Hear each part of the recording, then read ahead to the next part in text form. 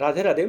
आज हम लोग इस वीडियो में चार कंपनी के बारे में बात करने वाले हैं। एजेल वन और साथ में 5 पैसा कैपिटल और साथ में रहने वाला है HDFC AMC और रहने वाला है आज के इस वीडियो में आनंद राठी।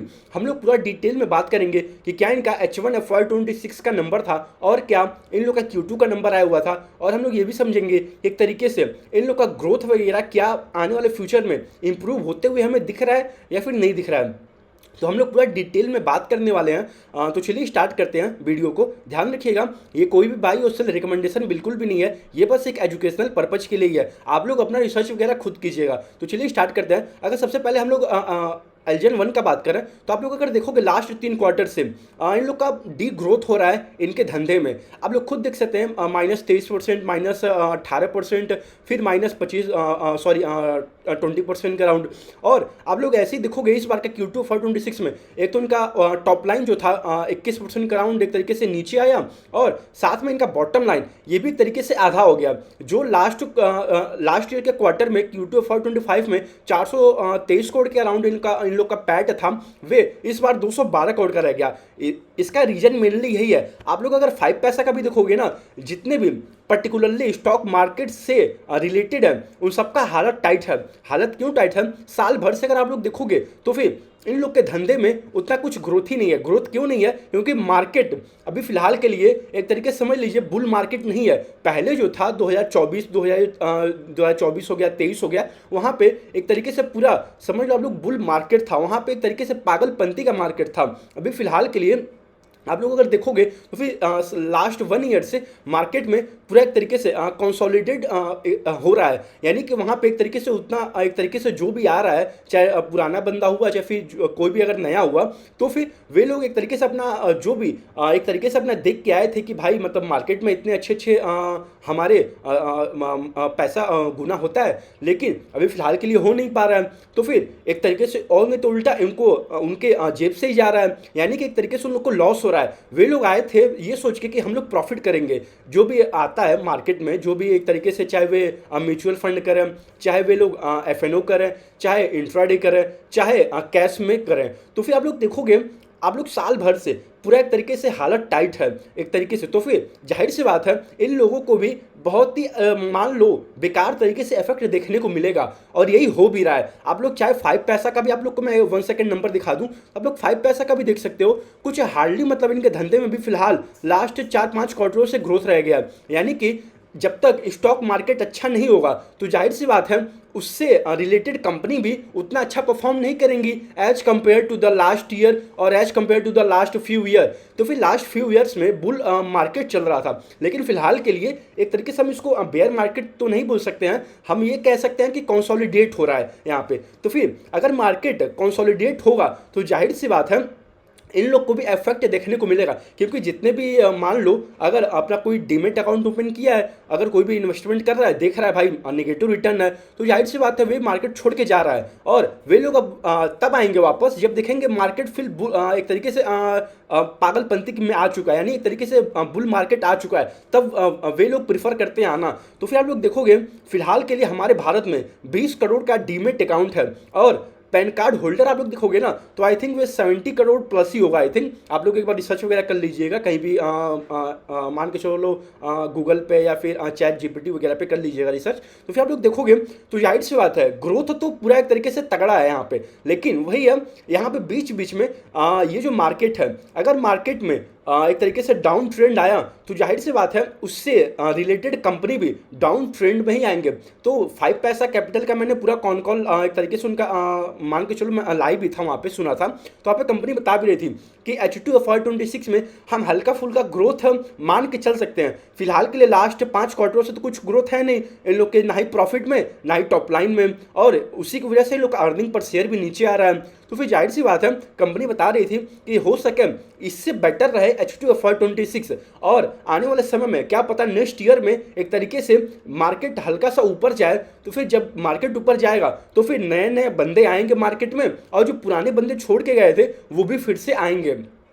तो फिर अगर वे लोग जब वापस आएंगे तो जाहिर सी बात है ये लोग पैसा कमाते कैसे हैं। आप लोग अगर देखोगे चाहे 5 पैसा हुआ, चाहे जीरोधा हुआ, चाहे मान के चलो सॉरी एंजल वन हुआ। तो फिर आप लोग अगर इन लोग का देखोगे ना, तो फिर मोस्टली ये लोग पैसा कमाते कैसे हैं? पहला, मोस्टली इन लोग का रेवेन्यू एफएनओ साइड से आता है। एफएनओ में आप लोग अगर एंजल वन का देखोगे, तो फिर आप लोग वहाँ पे आप एक बार जाके चेक करिएगा उनके इन्वेस्टर प्रेजेंटेशन में, तो आप लोग देखेंगे कि 40% प्लस एफएनओ सेगमेंट से आता है और कैश वगैरह से बहुत कम आता है as compare to the FNO. और इसीलिए आप लोग फिलहाल देखोगे सेबी जो है हमारी, वो सेबी क्या कर रही है, एफएनओ वगैरह पे भी उसके रूल वगैरह को टाइट कर रही है, ताकि एक तरीके से जो भी इंडिविजुअल इन्वेस्टर वगैरह हैं वे लोग एफएनओ कम करें और उनका लॉस वगैरह कम हो। तो इसी के कारण की वजह से ऐसे भी जो सेबी है वहाँ पे मान के चलो एक तरीके से पूरा रूल वगैरह बहुत टाइट कर रही है as compare to the earlier. यहाँ पे मान के चलो इसके वजह से भी और इन लोग का इफेक्ट देखने को और तगड़ा मिल गया। एक तो मार्केट पूरा नीचे है ही, और साथ में सेबी का जो रूल वगैरह आ रहा है वो भी एक तरीके से पूरा हाई लेवल पे आ रहा है, टाइट आ रहा है रूल, तो जाहिर सी बात है इफेक्ट देखने को मिलेगा।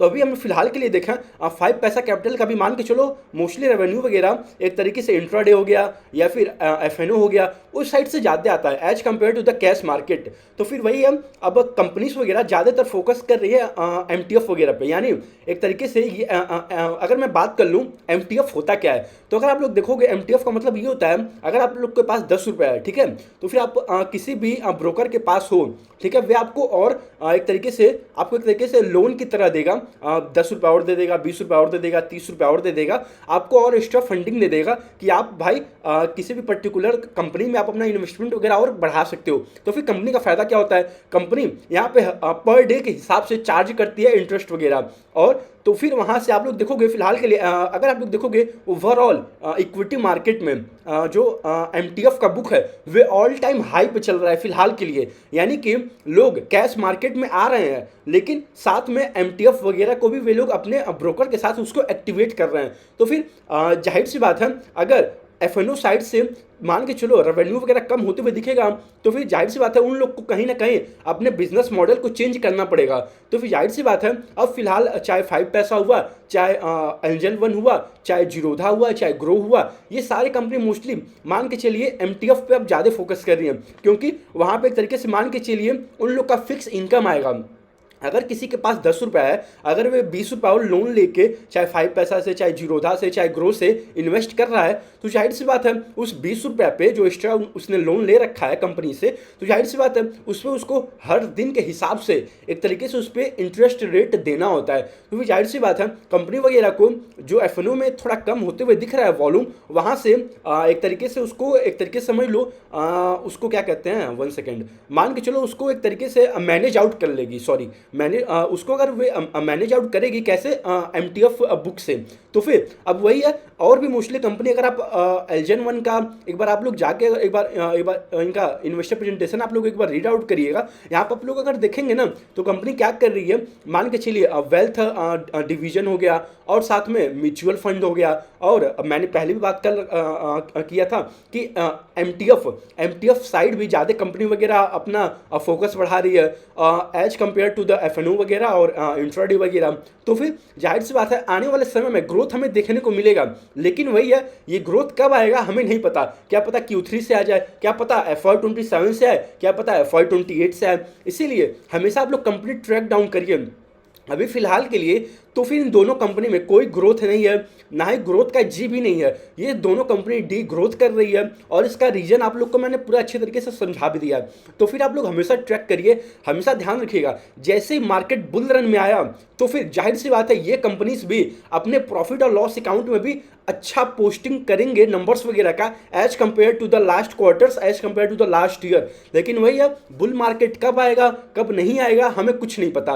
तो अब हमें वही है, हमें हमेशा कंप्लीट ट्रैक डाउन करना पड़ेगा। तो फिलहाल के लिए चाहे 5 पैसा हुआ चाहे एलजन वन हुआ, ये दोनों कंपनी एक तरीके से बैड के कैटेगरी में ही है, इनका कुछ रेवेन्यू वगैरह उतना खास ग्रोथ हो नहीं रहा है। तो फिर मैं तो यही कहूँगा आप कंप्लीट ट्रैक करते रहिए, जब इनके नंबर्स में शो होना शुरू हो जाएगा तो फिर आप लोग अपने हिसाब से अपना देखिएगा कैसे क्या करना है। लेकिन आप लोग अगर ये देख के भी करोगे कि मतलब इनका जो मार्केट शेयर वगैरह है ये एक तरीके से थोड़ा नीचे मिल रहा है हमें, तो फिर आप इसके बेस पे आप लोग अपना कॉल वगैरह ले रहे हो, अपना डिसीजन वगैरह ले रहे हो, तो ये बहुत गलत है। गलत क्यों है? क्योंकि हमें अभी कुछ नहीं पता, साल भर से तो मान के चलो पूरा एक तरीके से ये फेज वगैरह जो मार्केट का है नीचे की तरफ ही है। तो फिर यहाँ पे जाहिर सी बात है, ये कंपनी का भी जो भी यहाँ पे वर्क वगैरह करती हैं, इनको अपने नंबर्स वगैरह में दिखाने में ग्रोथ वगैरह प्रॉब्लम्स आ रहा है, तो जाहिर सी बात है तो फिर वहाँ पे आपको हमेशा ट्रैक डाउन करना पड़ेगा। आप ऊपर बाई करोगे चलेगा, लेकिन कभी भी आप ये सोच के मत बाई करना फिलहाल के लिए डिस्काउंट चल रहा है, या फिर हमें सस्ता मिल रहा है, या फिर हमें इसका पी रेशियो कम देखने को मिल रहा है as compare to the last 5 year, as compare to the last year. ये बहुत गलत होता है। आप हमेशा ये ट्रैक करो कि कंपनी का ग्रोथ क्या है।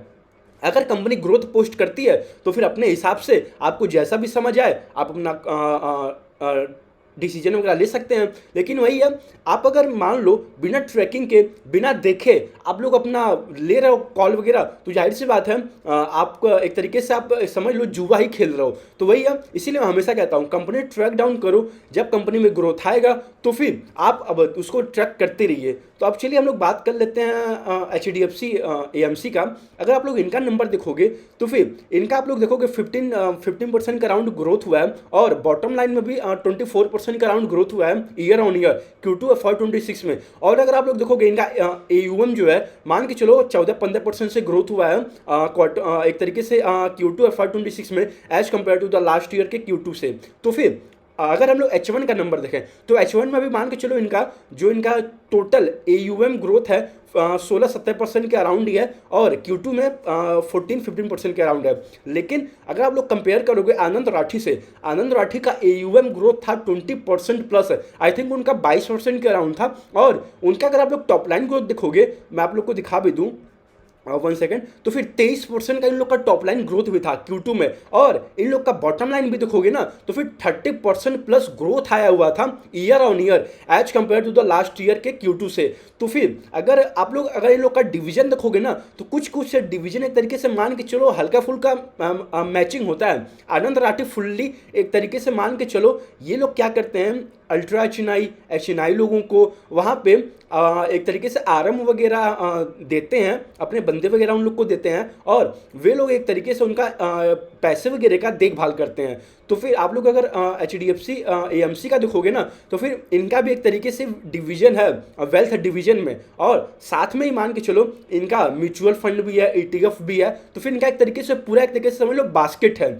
लेकिन आनंद राठी का एज कंपेयर टू द मान के चलो HDFC AMC उतना एक तरीके से फैला हुआ नहीं है, लेकिन उनका भी है फैला हुआ, ऐसा बात नहीं है, लेकिन HDFC का ज़्यादा फैला हुआ बिजनेस है। लेकिन वही है, इनके धंधे में HDFC में अगर मैं कंपेयर करूं आनंद राठी से तो फिर जाहिर सी बात है उतना ग्रोथ नहीं है। आप लोग खुद देख सकते हैं लास्ट 2 क्वार्टरों से भी, आप लोग को 1 सेकंड में यहाँ पे अगर शो कर दूं तो आप लोग खुद देख सकते हैं 25% का ग्रोथ है और 16% का राउंड ग्रोथ है। और अगर हम लोग बात करें आनंद राठी का, तो आनंद राठी का आप लोग अगर यहाँ देखोगे तो इस क्वार्टर में Q2 में 22-23% का ग्रोथ है, और इसके पहले 16% का ग्रोथ था, और उसके पहले भी 20%, 30%, 32%, 35% ग्रोथ था। और HDFC का बात किया जाए तो फिर उनका भी ग्रोथ रेट है, ऐसी बात नहीं है, लेकिन भी फिलहाल के लिए Q2 में अगर हम लोग प्रेजेंट टाइम में बात करें तो फिर प्रेजेंट टाइम में अगर देखा जाए तो फिर इनको आनंद राठी बीट करते हुए दिख रहा है। लेकिन HDFC AMC का भी नंबर नो डाउट बहुत अच्छा है।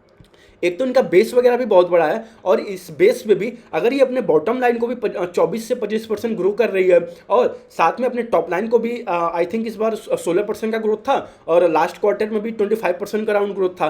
तो फिर एक तरीके से, लेकिन मैं अगर AUM ग्रोथ देखूँ ना तो फिर वहाँ पे ज़्यादा ग्रोथ है आनंद राठी में। आनंद राठी का 22% से ग्रोथ हुआ था, और आनंद राठी का एक तरीके से गाइडेंस भी है। गाइडेंस ये है कि ये लोग 20-25% से बड़े आराम से, चाहे कोई सा भी मार्केट हो, मान के चलो ये लोग ग्रोथ दिखाते ही दिखाते हैं। एक तरीके से मैंने इनके कॉन कॉल में भी पूरा लाइव सुना था, कंपनी बता रही थी कि जितना इनका टॉप लाइन ग्रोथ होगा उससे बहुत हाई रेट से मान के चलो इनका बॉटम लाइन भी ग्रोथ होगा। इसीलिए आप लोग देखोगे यहाँ पे 23% का टॉप लाइन ग्रोथ है, बॉटम लाइन 31% का राउंड है। तो जाहिर सी बात है इन लोग को ज़्यादा डिमांड वगैरह भी देखने को मिल रहा है, और इन लोग का ज़्यादा फोकस वेल्थ साइड में जाते हैं, यानी कि ये लोग ज़्यादा फोकस करते हैं जो भी पर्टिकुलर HNI होते हैं, अल्ट्रा HNI होते हैं, जितने भी अमीर लोग होते हैं उनको ज़्यादा ये लोग अपना सर्विस प्रोवाइड करते हैं। तो वही है, इन दोनों कंपनी में नो डाउट ग्रोथ बहुत ही अच्छा है, लेकिन वही है फिलहाल के लिए इस क्वार्टर में अगर देखा जाए तो फिर यहाँ पे आनंद राठी